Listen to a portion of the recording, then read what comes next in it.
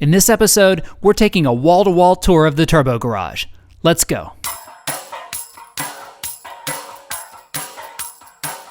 This garage is something that I worked for and dreamed about for a long time, and is the reason why I started making videos in the first place. Many of you have requested this video over the years, and even though it may be a little overdue, I'd like to take you on a tour of my shop. Before we get rolling, I want to give a huge thank you to COPART for their support in sponsoring this episode. COPART is a global leader in online vehicle auctions.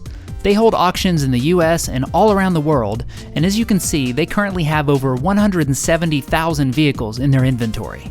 Sports cars, classics, exotics, trucks, boats, ATVs, whatever this thing is, they've got it all. I've personally spent countless hours on COPART.com over the years. For enthusiasts like us, it's an amazing wonderland of automotive possibilities. Whether you're looking for a drivetrain donor car for your next project, or just want a screaming deal on a vehicle that needs some repairs, it's fun to browse COPART.com, and it's easy to create an account and get that vehicle you want. They also have a great smartphone app, which is what I use most often. So please visit the link in the description below so you can find your next project car at COPART.com. Oh, and at the end of this video, I'm going to share my current COPART dream build with you, so be sure to stay tuned for that. Back in college, I used to draw up all sorts of floor plans and ideas for my dream garage that I would hopefully build someday. Well, it ended up being about 20 years later, but the wait was well worth it. The garage project gave me something to work for over the years and was fun to think about and plan along the way. Oh, and I lived on the Garage Journal forums gathering excellent ideas and advice. Visiting that site is a must if you're doing just about anything in the garage. So in 2011, I worked with an architect to come up with the plans you see here. It's a pretty simple layout really, a 3-car garage that measures 41 feet wide by 31 feet deep. A typical garage has a depth of about 24 feet, so adding the extra 7 feet up front would give lots of room for workbenches, engine hoists, moving things around, and so on. With the plans finalized, we broke ground in late summer of 2011. The construction went fairly smooth other than the cold, wet fall weather that slowed things down at times. Framing the garage went pretty fast, and it was fun to see the plans quickly become reality. Here you can see the steps that lead up to the bonus room, which is housed over the first and second garage bays. The third bay is full height to allow for a 2-post car lift. The garage really took shape when all of the drywall was installed. There's old Lonely Tom painting the walls all by himself. I guess no one wanted to help me. Okay, enough of the slideshow. Let's leave my pre-video world of 2011 behind and jump to today to continue the tour. Picking wall colors was tough. As much as I love some of the colorful schemes that I've seen, I'm pretty colorblind and enjoy working with shades of gray. Yes, dressing myself can be a challenge, but having a wife who's willing to pick out your clothes really helps. I decided to go with ultra white on the upper walls to reflect as much light as possible, and Bear's gray area semi-gloss on the lower walls to hide dirt and grime. A 3-inch wide black wall stripe adds a little contrast. At first I planned on painting the stripe on, but after seeing folks struggle to get good results, I chose vinyl striping instead. After some careful measuring, an assist from the laser level, and more help from my wife, we had the garage completely striped in just a few hours.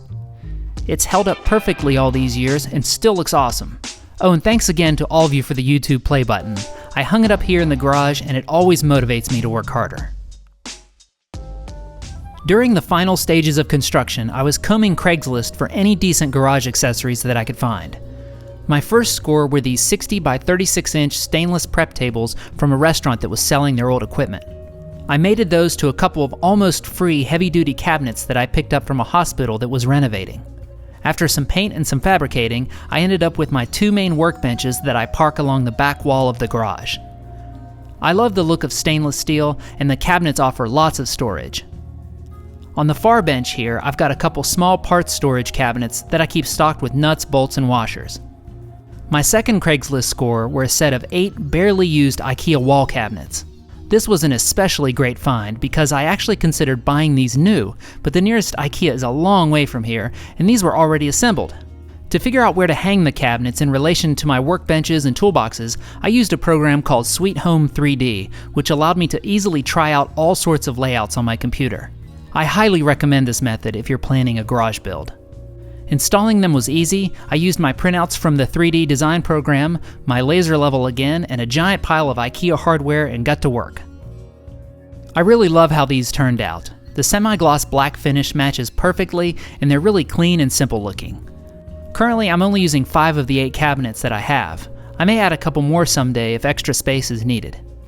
I keep all sorts of supplies in these, from service manuals and printed how-tos to gloves, spray paint, and lots more. I've got 2 toolboxes that I use in the garage. First off is this Craftsman rolling tool cabinet that I got as a birthday present way back in 1999. It's been an awesome little toolbox and has survived many moves and being completely overstuffed most of its life. I would highly recommend a box like this if you're just starting out. It's portable, has tons of clever little storage areas all over it, has a sturdy metal work surface on top, and a set of cup holders. Since this isn't my main toolbox anymore, I pretty much just use this box for overflow storage. And it's also my glove box. For my main tool storage, I chose this Ranger 13-drawer tool cabinet and 8-drawer tool chest. I've been using this setup since 2013 and love it. If you'd like to see a detailed video of this setup, I'll put the link in the description below. So let's take a quick look at what's in here. Up top here is a little bit of everything. It's where Torch, my giant Lego man, lives. This little Jabba the Hutt plushie hangs out. It's where I store my black Labrador cup holder, and where I park my favorite toy cars.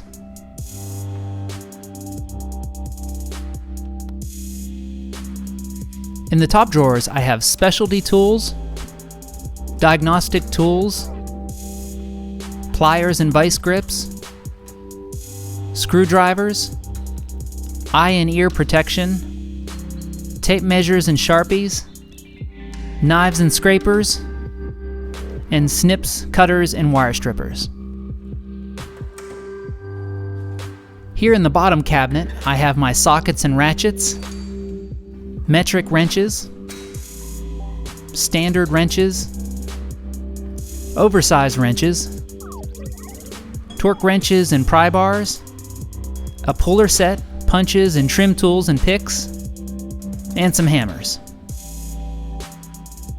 Over here I have line wrenches, oil change tools, measuring tools and levels, carbide bits, step bits, porting tools and brushes, air gauges, blowguns and fittings, and finally my air tools.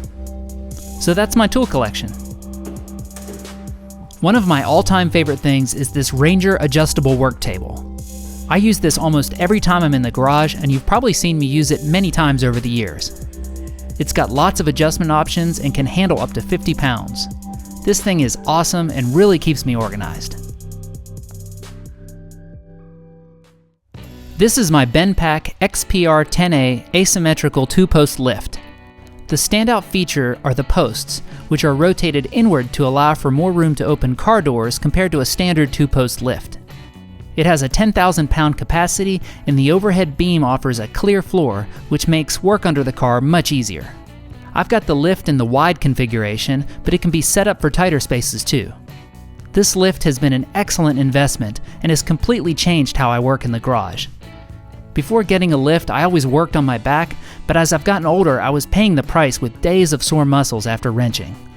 Now I can work faster, take on bigger projects, and after a long day in the garage, I'm never in any pain. Now, if my lift is tied up with a project, which has happened many times over the years, that's when I break out the Quick Jack. The Quick Jack is a portable automotive lift that's easy to use, really handy, and very strong. To explain it best, here's a quick clip of it in use.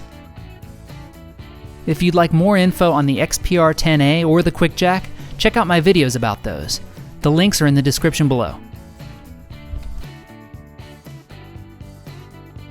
I wanted lots of light in this garage, so after plenty of online research and talking with my electrician, we came up with the layout you see here, which I've been very happy with.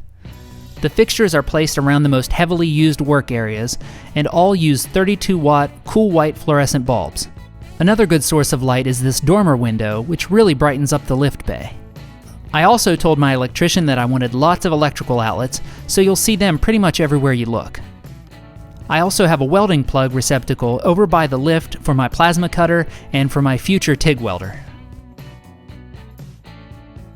For the garage door openers, I have two standard belt drive units and a jack shaft style on the lift bay, which is necessary since we have the door running up the ceiling like this. My favorite thing about all three of these openers is how quiet they are.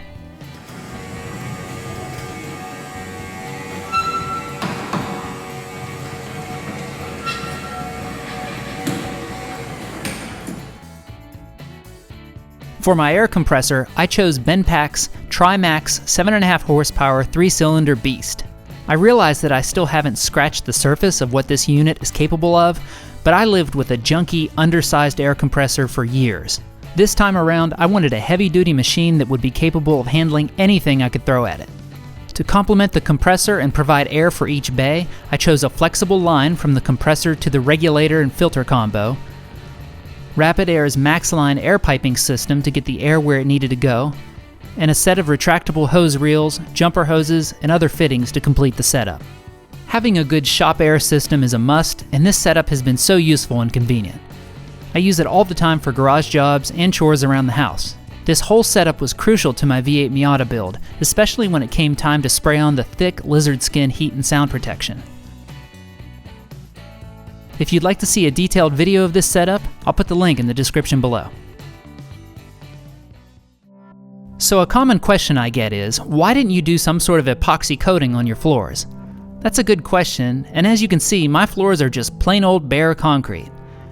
They do have a basic coating that we apply to seal the concrete and control dust, but other than that, nothing fancy. I actually like it like this. It reminds me of my days growing up in our old service station, and while I appreciate epoxy coatings, I talked to a few local shop owners who used it, and there were plenty of pros and cons. After considering their feedback, the cost, and time involved, I decided to leave them bare. Having stairs chews into your floor and wall space, but can be a decent storage spot too. Originally, this area was going to be walled in and used as a home for the air compressor, but after looking at it all in the 3D planner, I decided against it and left it open. So over here, I keep my Lyle oil lift drain, which I highly recommend, my garbage can, my transmission jack, my spare welding gas tanks, my floor jack, and a whole bunch of stuff that I have under the stairs, like my shop vac, drain pans, jack stands, and chop saw. This is also where I park my beloved Lincoln ProMig 135 welder, which has given me over 15 years of completely trouble-free service. Love this thing. I also have a super strong old steel work table here that my friend John gave me that makes a good home for my bench grinder and disc sander. Oh, and there's the tired stock engine that we recently pulled out of my Galant VR4.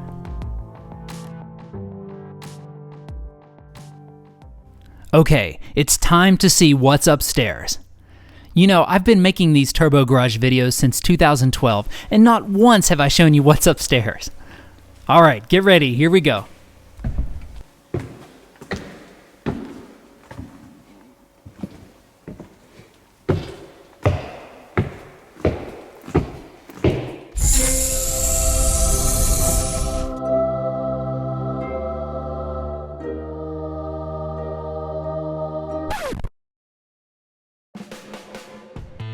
Ta-da! This is the unfinished bonus room that I'm using to store tons of random garage stuff. So this is more or less how my garage can stay so neat and organized. I just chuck everything up here. I've also been hanging stuff I've been collecting up here, like this cool old Dodge Challenger ad.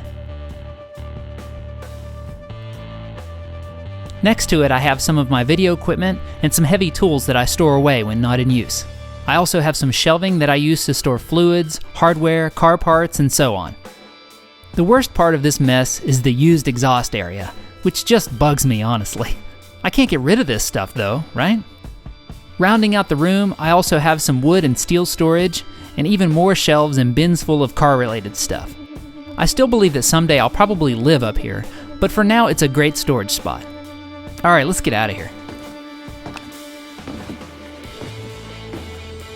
As much as I enjoy my garage, with any custom project like this, I think it's normal to have some things you'd change or do differently if you could. So here are my things. Someday I'd like to add a couple of compressed air outlets up front near the workbenches. Dragging hoses all the way up front isn't really ideal. Some electrical outlets on the garage door walls would have been nice to have, along with one other welding receptacle somewhere. A utility sink would be really handy, but I decided against it during construction to simplify code restrictions and so on. Plumbing is stubbed out, so it could be added someday. LED shop lights were insanely expensive in 2011, but now they're not, so when these start wearing out, I'll definitely be upgrading to brighter, more efficient LED lights. I plan to add heat and possibly air someday, and have looked into it, I just haven't gotten around to it, and I'm kinda waiting to see what the future holds for the upstairs area. Finally, drywall. This is more of an observation, but I realize drywall isn't really a great choice for a typical shop wall covering. I wanted bare, clean walls in my garage, so it works for me, but there are much better options if you plan on utilizing your wall space for storage.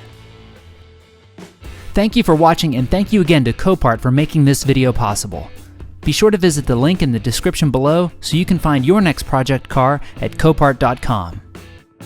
Okay, so here's my current COPART dream build that I've been obsessed with lately. This build starts off with a bumped and bruised Tesla Model S like we have here.